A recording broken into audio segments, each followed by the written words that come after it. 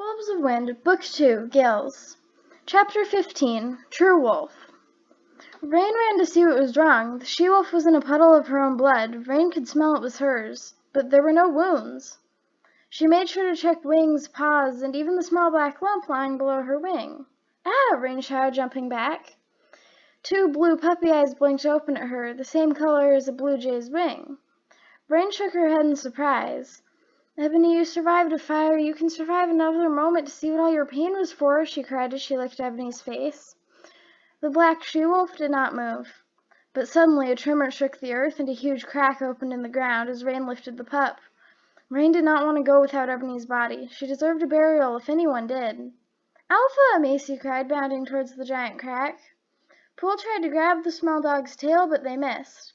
Luckily, Macy turned to hopefully go back. "It's too dangerous for a tiny dog pup to jump a ravine. I'll go," Pool said as she approached the crack in the ground. "I'm a wolf," the tan she-dog shouted, running for the ravine. Rain darted forwards and grabbed the dog by its paws, pulling it up. "I'll take the pup. You fly over with Ebony. Fast!" Macy cried as she grabbed the pup and leapt back across. "That was the stupidest thing you've ever done. You could have dropped the pup," Pool shouted at her as she barely made the leap. "We can argue when we get back," Rain said as she picked up Ebony's body and bounded towards home. The small black pup squirmed and wailed the whole journey back, clearly hungry and cold.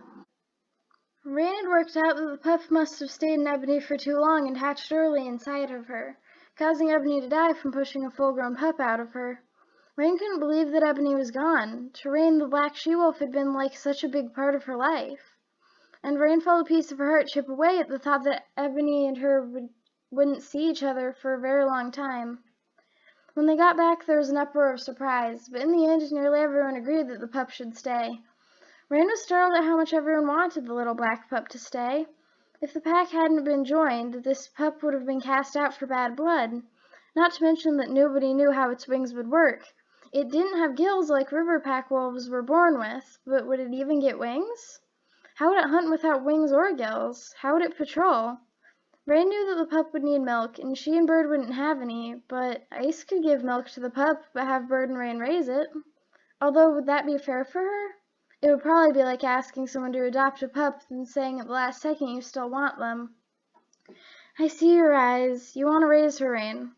I'm the only one with milk, and so it's my responsibility to give this pup warm blood before it goes cold. And this may be your only chance to raise a pup. When it doesn't need milk, you can take care of it again," Ice said, looking up fondly at Rain and Bird. "Then it's settled," Rain said, giving the beta an appreciative lick on the nose. "Ebony's pup will be raised by Ice, and will be returned to me when it grows old enough to eat chewed meat."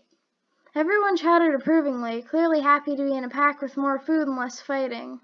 Rain wondered if she would be a good alpha. It hadn't dawned on her yet that she had this responsibility. But with Bird by her side, she would be the best alpha she could be.